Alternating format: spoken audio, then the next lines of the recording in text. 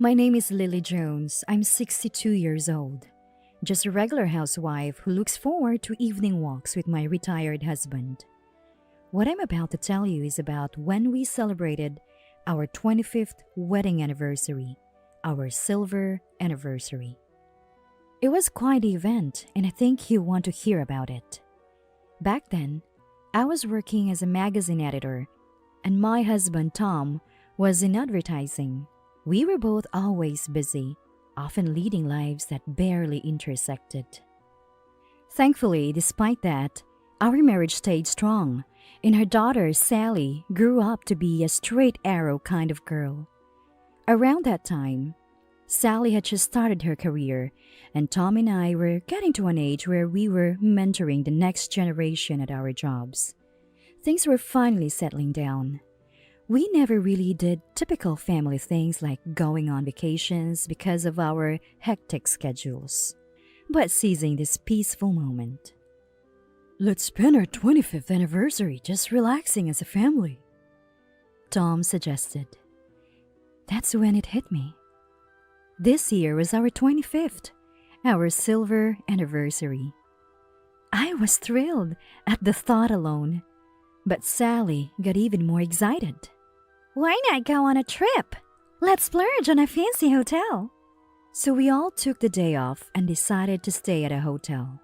We chose a beautiful hotel known for its ocean view, pool, and fantastic seafood, as per Sally's request. It was an ultra-luxurious hotel, often featured on TV. Then came the big day.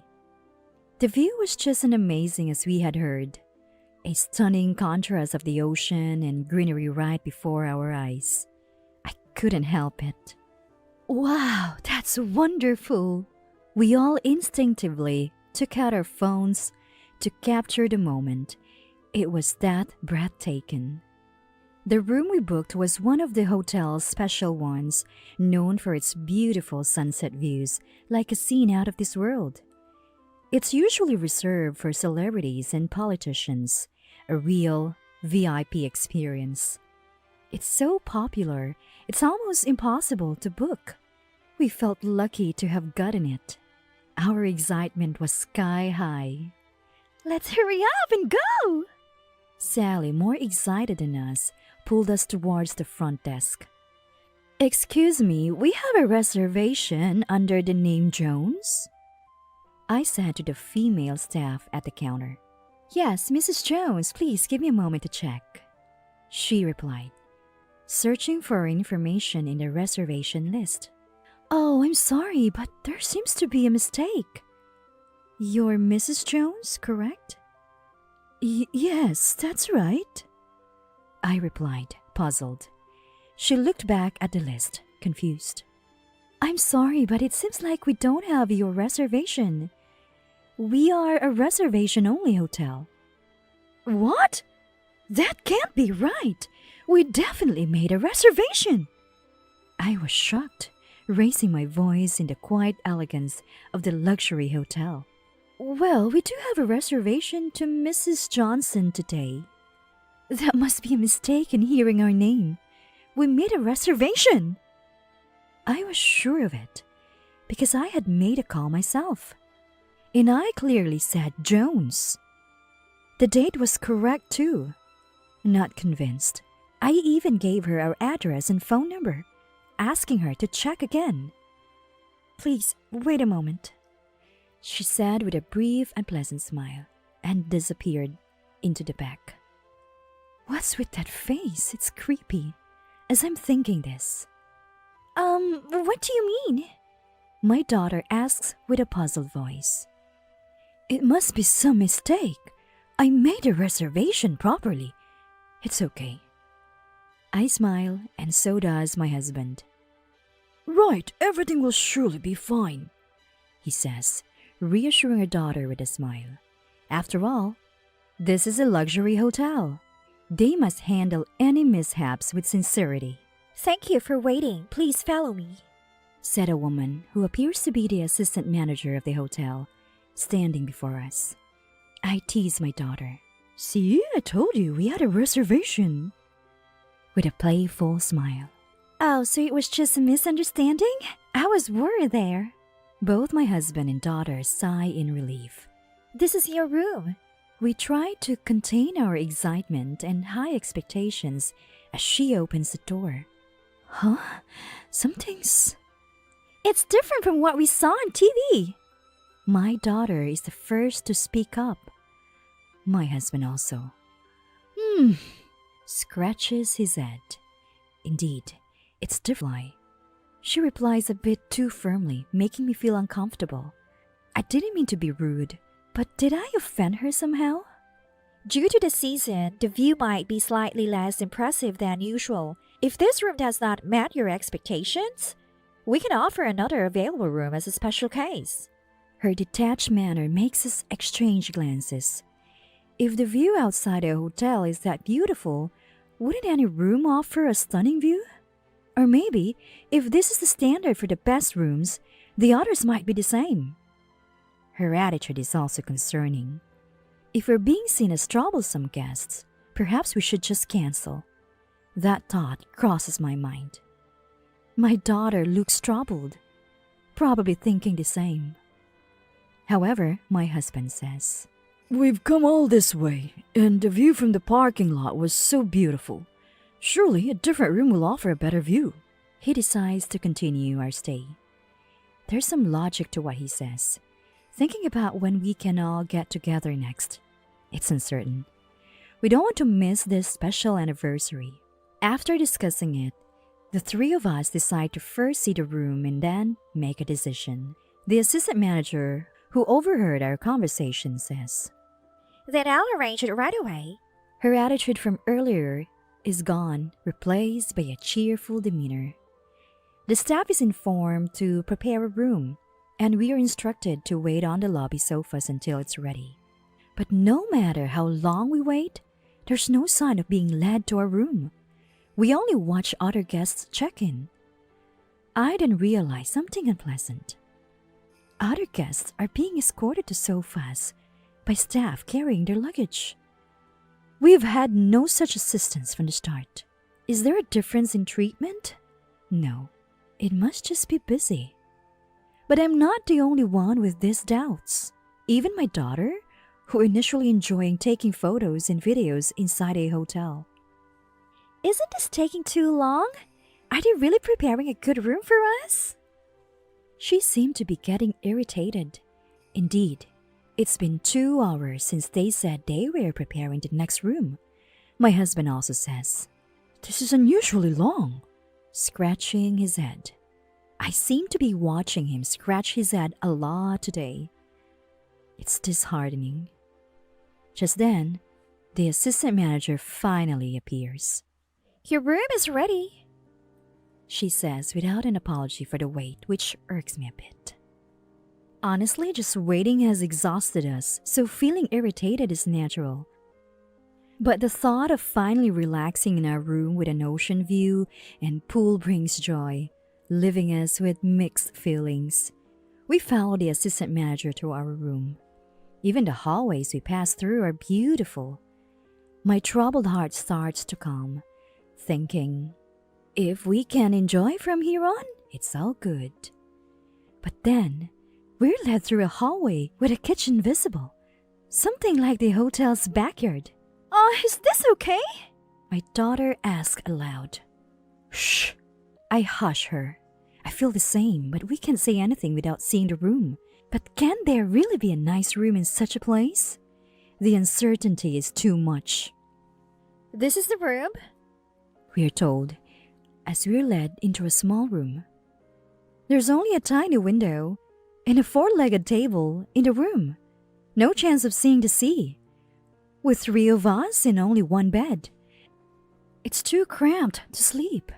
Stunned, we're left by the assistant manager, who doesn't even bother to explain the room. Please enjoy your stay, she says with formal gestures before leaving. Is this some kind of nap room or something? My daughter's comment makes both my husband and I agree. Seeing the kitchen on our way, it could only be a staff break room. Yuck! There's a tissue on the floor! My daughter exclaims. Sure enough, A crumpled tissue lies between the bed and the wall. After waiting for 2 hours, they hadn't even cleaned the room. This is a bit much. It's too small for 3 of us to sleep. And not worth the price. Let's go complain to the front desk. My husband's words resonate with my daughter and me. It's our much-awaited wedding anniversary and our first family trip. We don't want to compromise even a little bit. It was a good thing we decided to see the room first. Considering cancellation, we head to the front desk. Oh, what seems to be the problem? We run into the assistant manager coming out of the kitchen as soon as we leave the room. We can't even sleep 3 people in that room. We booked a special room with a sunset view, but this is unacceptable. Are you sure there are no other rooms available? The assistant manager's face hardens at my husband's words. What a dilemma! We offered you the best available room. We took time preparing it. And I think the price is fair, don't you? What? Are you kidding me?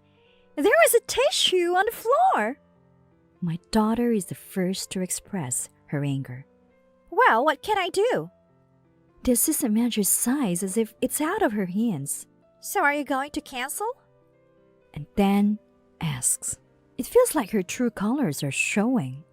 The difference in treatment we'd felt from the start and her high-handed attitude aren't just misunderstandings or because they're busy.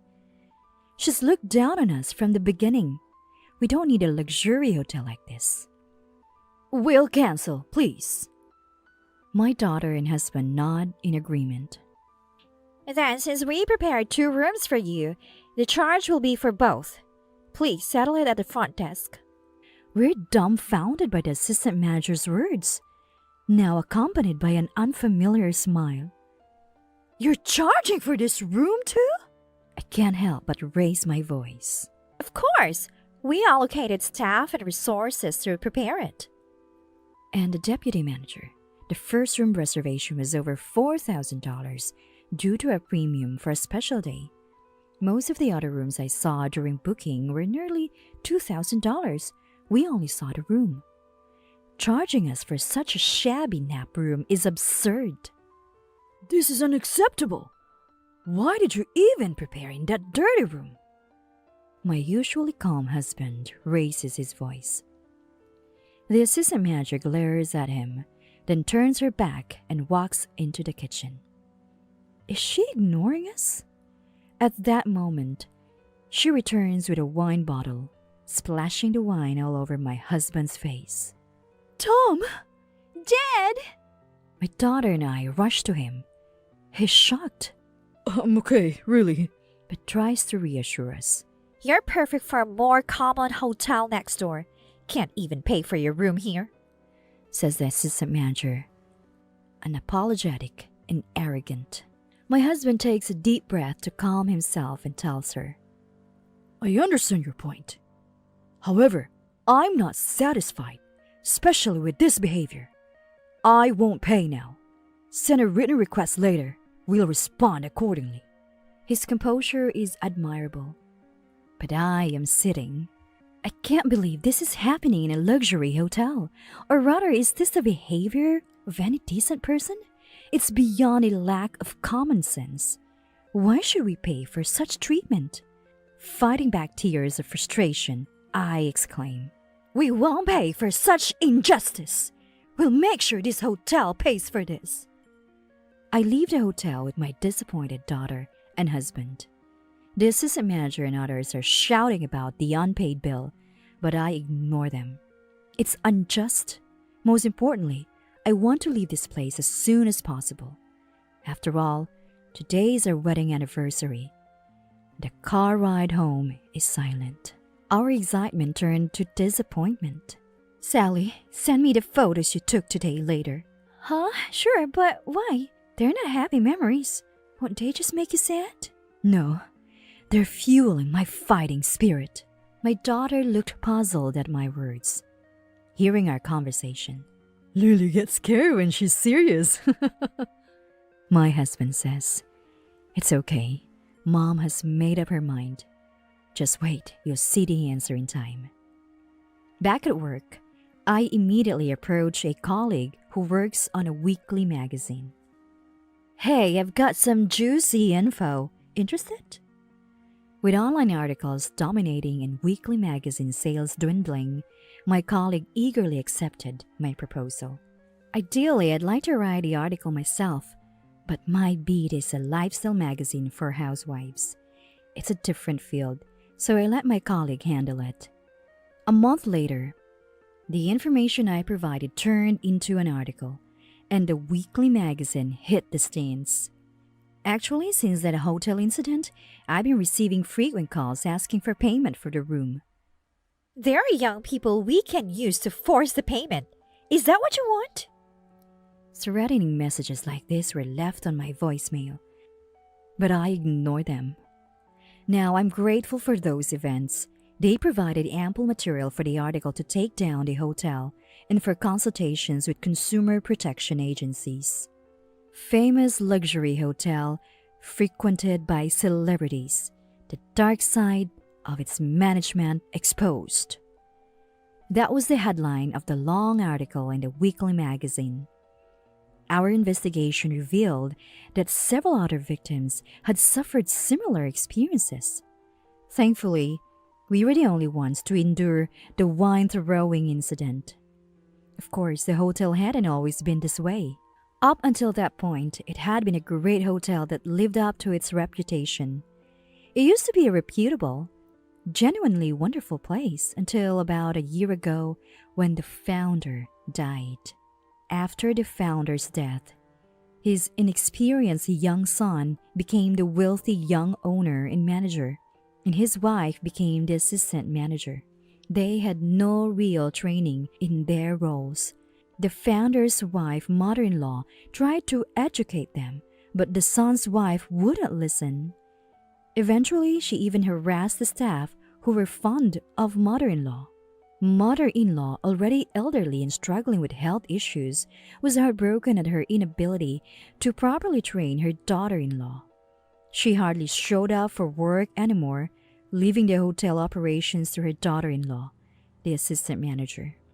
This marked the worst management transition, with the new manager and his wife taking control. Since the change in management, the hotel lost its previous thoughtfulness and hospitality, leading to a slew of complaints and plummet in online and magazine ratings. Initially, the complaints were about things that could be fixed with awareness, like lack of elegance or rude interruptions. But the clueless couple ignored customer and employee feedback, and the business gradually deteriorated. Being a hotel that primarily catered to a small number of VIP guests, there weren't many who openly expressed dissatisfaction. This probably suited the couple, but it was disastrous for the hotel. Their ignorance of the basics of business was astounding. In a desperate move to save the faltering business, they resorted to room swapping. They made VIP-only rooms available to a few regular customers each month. Of course, these bookings were always swapped for other rooms, with VIPs still staying in the original rooms. They collected the regular room rates from the VIPs and also charged the regular customers for both the original room and the preparation of the nap room, a shocking strategy. It's disgraceful that such a renowned luxury hotel resorted to this. But perhaps such a distasteful method was all that the ignorant second-generation owner and his wife could come up with. Victims who suffered this mistreatment tried raising complaints on review sites and consulted consumer protection agencies, but they were largely ignored due to lack of evidence and information. Most were too shocked by the unexpected situation to capture conclusive evidence, ending up with incomplete videos or none at all. In our case, we were fortunate to have my daughter, who instinctively captures photos on her mobile phone, documenting various inconvenient truths from multiple angles. Even the assistant manager's threatening voicemail messages turned out to be valuable circumstantial evidence. Their attempt to extort money ended up leaving evidence against them. Such shallowness. And now, this week's magazine article. My colleague's investigative reporting, based on photos and information I provided, caused a significant stir in various circles. It was no longer possible to ignore it as lacking evidence or insufficient information. Armed with the article's details, investigation results, and voicemail data, I approached the Consumer Protection Agency. I had been waiting for this moment. Within a week of the magazine's release, government agencies started to take action. Celebrities who had used the hotel commented, "Their treatment of guests were terrible, and I'll never use them again." This further tarnished the hotel's reputation. Other magazines, newspapers, and TV channels pick up the story, exposing the assistant manager's selfishness in her student days and the wealthy young manager's extravagant affairs. The Consumer Protection Agency committed to a serious response, and investigation agencies began their inquiries. It was becoming a spectacle. Shortly after the magazine's release, I received the unexpected call from the hotel. I prepared to record the call before answering. "Yes, this is Jones." Then, How dare you publish such photos and lies in a magazine? came a furious shout. As expected, it was the assistant manager. They used tissues scattered around the room, my husband drenched in wine. The magazine had published various photos, so they figured out we were the source of the information. But she didn't seem to realize I was involved with the magazine. "Just as it is," I replied calmly, which seemed to infuriate her father. We only asked for the legitimate payment. You know about a full refund for same-day cancellations. But the room clearly didn't match the photos. It was an equivalent room. Stop making baseless accusations. The assistant manager's childish, no, worse than a child, response made me sigh. What about the testimony and photos from the person who stayed in the special room who were supposed to be in that day? This was information unearthed by my colleague, who found and spoke directly to that person. The assistant manager ran out of words. Huh? Whatever. What does that matter? She carelessly affirmed the fact, unwittingly providing more evidence. The true nature comes out. She was giving us information. I was starting to have a little fun. "So you're saying such things aren't surprising, right?" Whatever. Just do something about the magazine. You haven't even paid for your room, so don't cause any more trouble. "Understood. I'll take care of it. Look forward to it." I might have sounded the kindest I ever have. Was my face radiant with happiness? When asked to take care of it, I had no choice but to comply. I immediately went to my colleague. "Got some fresh info." The editorial team was already planning a second installment, and my new information made the following week's article even more sensational. "Scandal breaks. Obtained audio of threatening assistant manager." This article included a phone conversation as an audio data reference. It also featured comparison images of the room we were shown and the actual nap room. I passed the audio to a colleague in TV, and it was prominently featured in a news program. Naturally, they ruined our special wedding anniversary. After the second article was released, I contacted the hotel. After a few rings, Hotel? How can I help you? the assistant manager's voice trembled. They had just undergone an inspection by the Consumer Protection Agency a few days ago. Moreover, victims who had previously remained silent seemed to be preparing a class action lawsuit. With an increasing number of condemnation against the Crook Hotel online, it was no wonder she sounded terrified. "Did you read the article I took care of? It was well written, don't you think?" I decided to inform her of the reality. What do you mean? She asked back in a weak, breathless voice.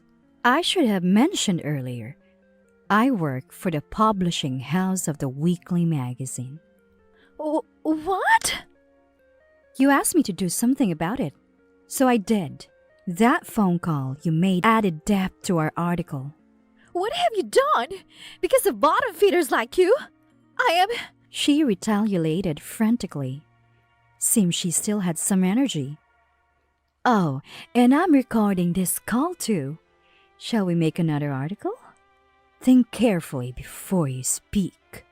After a pause, I heard her sniffling and snorting over the phone. I get it. Please, retract the article. I can't even go outside now because of it. My friends are cutting ties with me. Maybe they were never really your friends. Well, you lack consideration for others. So this is an opportunity to learn empathy. If only she had been more considerate, this could have been avoided. Despite my repeated explanations that an article once published cannot be retracted, she kept begging. Please, I'm sorry. Do something about this article. Apologists won't retract the article, nor will they change the fact that our anniversary was ruined. Have you received a lawsuit from the victims? A trial is coming, right? Time to reflect. Goodbye. I was tired of dealing with her crying, so I cut the call short. My part in this was over. My husband and daughter, having witnessed everything, were pleased. The article helped others too. That's good. A family win. Months later, as I had predicted, the hotel truly collapsed. The lawsuit was a landslide victory for the victims, unexpected outcome. Articles exposed the manager's past escapades, and the wealthy young manager and his wife, the assistant manager, divorced. With their faces known widely, their real trials were just beginning. I wouldn't want to be in their shoes, but I wouldn't make such foolish mistakes. A year later, my daughter said, Having that as our anniversary memory is just too sad. She planned another trip to celebrate our anniversary, choosing an even more luxurious hotel than before. She had been saving up little by little, a delightful surprise. By the way, that inferior hotel, the assistant manager scoffed at next door. I visited it later for a feature. When I visited for an interview later, I discovered a surprising fact. An old building, but with well-maintained gardens blending into the scenery, evoking nostalgia. Exceptional attention to guests and delicious food. And the manager, a stunning beauty. Our photographer was more focused on her than the scenery. Stunning views, delicious food, and a gorgeous manager.